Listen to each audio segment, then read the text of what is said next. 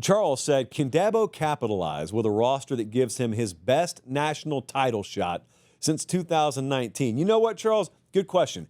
I would put this up there with the most intriguing questions of this college football season. Really, if you think about what we're looking at, where else would you rather be? Like if you were placing your hope somewhere, just let's say you walk in, you're an agnostic fan, you don't really side with anyone, you're just kind of figuring out, all right, well, what can I depend on the most? Well, why not Clemson? When are they going to do it again if they don't do it this year? They're number one in returning production from a team that won the conference last year.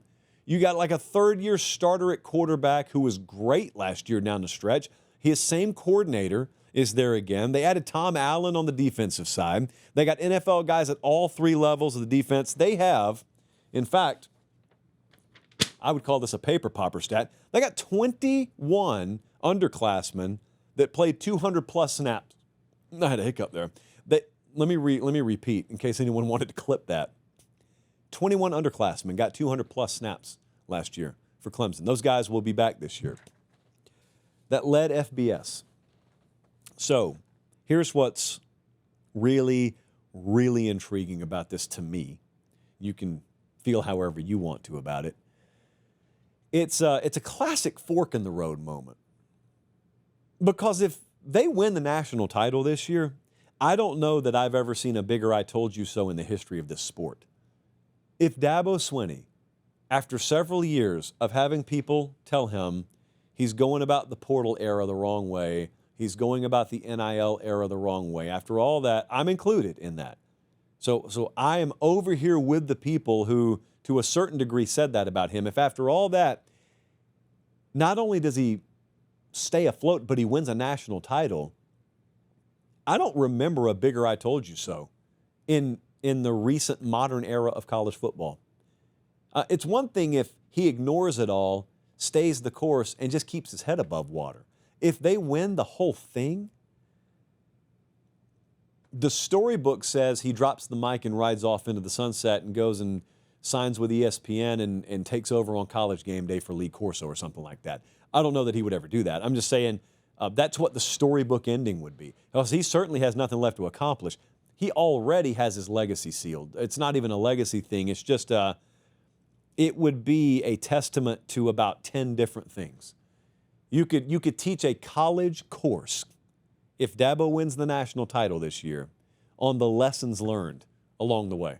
Hey, quick timeout. Check and see if you're subscribed to the YouTube channel. If you're not, I humbly ask that you click subscribe. It's free. It doesn't sign you up for anything. What it does is it helps us keep this show free so we can just do college football year-round. All right, back to the clip.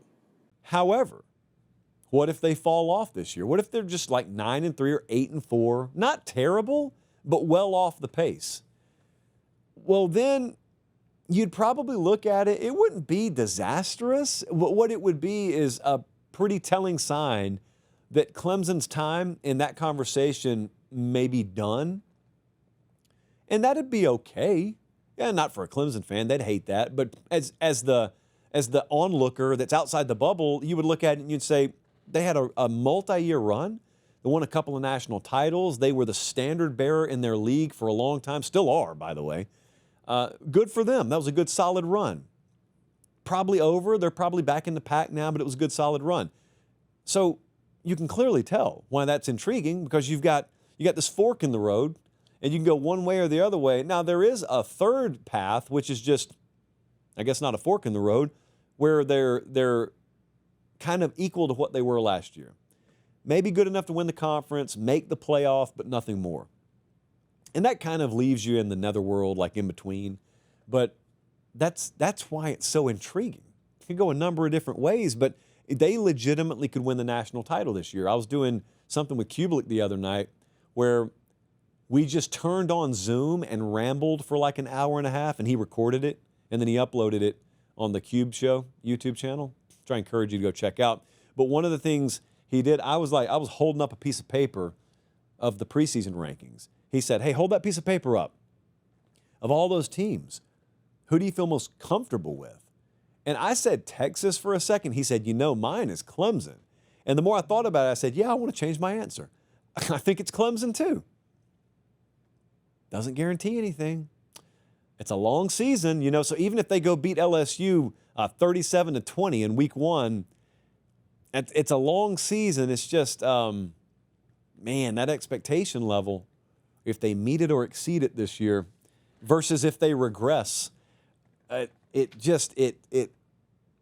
so heavily determines the next 5 years. And it so heavily determines how Dabo's talked about, you know, not legacy per se, but like if there's a second chapter to the Dabo legacy, well, that's the core of it.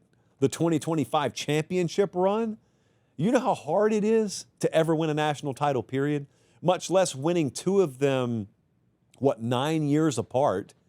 And there was another one in between, but like the first and then maybe the last one 9 years apart, and how much changed and how little you changed. Talk about pride. That would be a point of pride.